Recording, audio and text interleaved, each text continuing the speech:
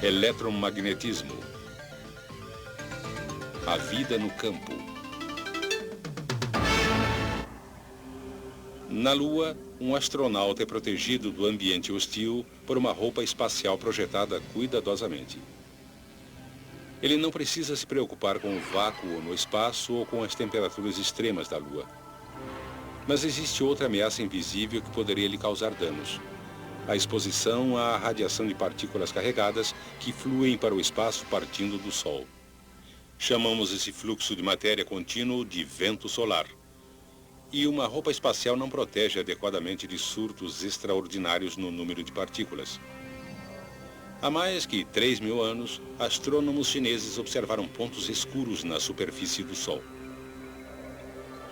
Hoje sabemos que esses pontos são de fato zonas de intensa atividade magnética. Manchas solares como esta geram outras atividades solares como labaredas e protuberâncias, penachos escaldantes de gás brilhante que às vezes chegam a mais de 150.000 quilômetros acima da superfície do Sol, ou 12 vezes o diâmetro da Terra. Cada erupção solar maciça impele um surto adicional de partículas carregadas para o espaço. Como partículas individuais levam até 2 dias para alcançar a Terra, um aumento no número de manchas e labaredas solares serve de sinal para os cientistas de que o vento solar vai se intensificar, tornando-se uma torrente de radiação mortal em nossa direção.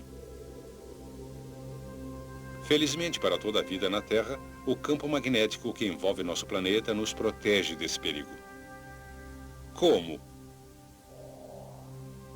Lembre-se que um condutor levando cargas em movimento dentro de um campo magnético experimenta uma força que é perpendicular tanto ao campo quanto ao movimento das cargas.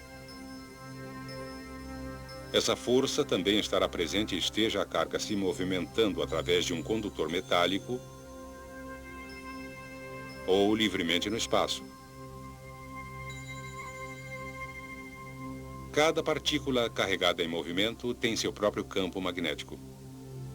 O campo circular de uma partícula negativa é nesse sentido, fazendo com que os dois campos se reforcem aqui. O princípio do motor diz que essa repulsão empurra a partícula negativa para a esquerda. Entretanto, o vento solar consiste de partículas carregadas, tanto negativamente como positivamente, e seus campos magnéticos têm sentidos opostos. As partículas positivas defletem para o outro lado.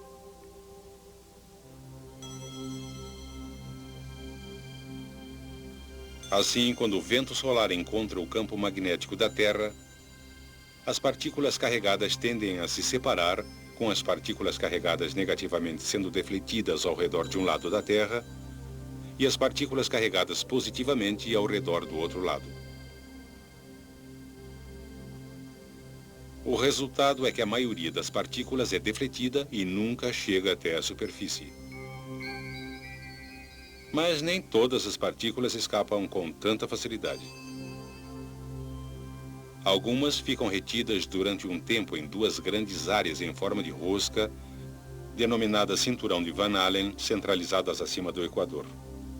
O cinturão interno se estende de 1.000 a 5.000 quilômetros acima da superfície, enquanto o cinturão externo se estende de 15 a 25.000 quilômetros. Ocasionalmente, partículas desses cinturões conseguem infiltrar-se na atmosfera e são dirigidas para os polos norte e sul pelo campo magnético da Terra.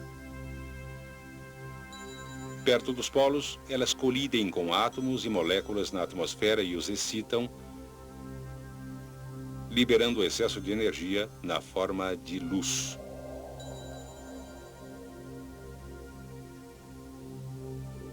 No norte, a luz pálida resultante é denominada aurora boreal ou luzes do norte. No sul, ela é chamada aurora austral. É interessante que cada vez que se vêem luzes do norte, elas também aparecem no sul.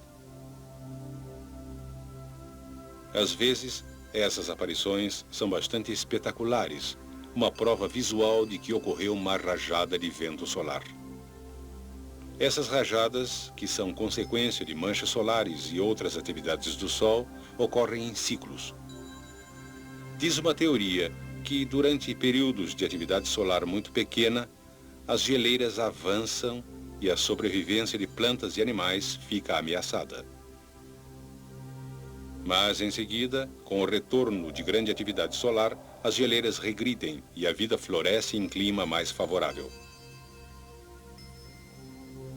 Até agora discutimos os resultados das flutuações magnéticas solares.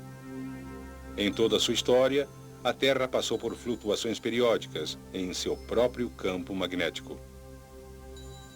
Os geofísicos acreditam que o campo magnético da Terra é realmente produzido por movimentos complexos de cargas no interior do núcleo fundido do planeta.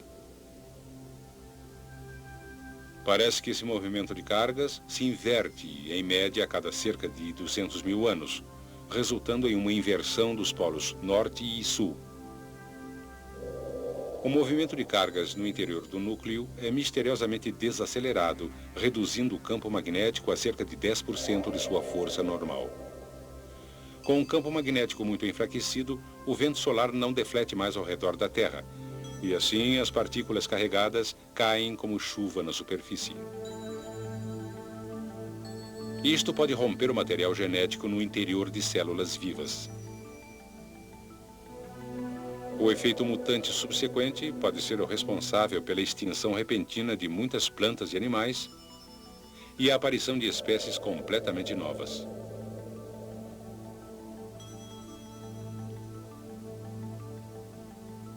Então, o campo magnético enfraquecido se perde e retorna à máxima intensidade. Algumas poucas espécies realmente se desenvolveram com a capacidade extraordinária de tirar partido do campo magnético da Terra. Por exemplo, usam o Sol para a navegação. A facilidade com que elas viajam em dias em que o Sol não aparece é menos conhecida. Entretanto, experiências em que pombas receberam protetores de orelhas contendo minúsculos ímãs mostraram que em dias nublados, quando não podiam depender do Sol para a navegação, elas logo se desorientaram. Quando os protetores foram retirados, essas mesmas aves logo se recuperaram e facilmente chegaram ao seu destino. O material magnético no cérebro da pomba permite de alguma forma que ela voe como se tivesse uma bússola na cabeça. Alguns micro-organismos também têm essa capacidade fascinante. Certos tipos de bactérias da lama, que vivem longe do Equador, aprenderam a usar o campo magnético inclinado da Terra para determinar o sentido ascendente e descendente. Na Austrália, o sentido do campo é inclinado para cima, e assim as bactérias se movem contra o campo ao se dirigir mais para o fundo da Terra, procurando umidade. Quando essas bactérias são trazidas para o hemisfério norte, elas são enganadas pela inversão do sentido do campo magnético e se movem para cima, não para baixo. E isso as traz para a superfície, onde secam e morrem.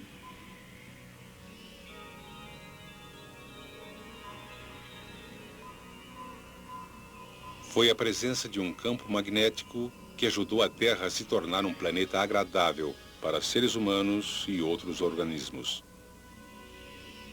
E foi a compreensão do magnetismo que permitiu a uns poucos corajosos se aventurar a explorar a face desconhecida da Terra.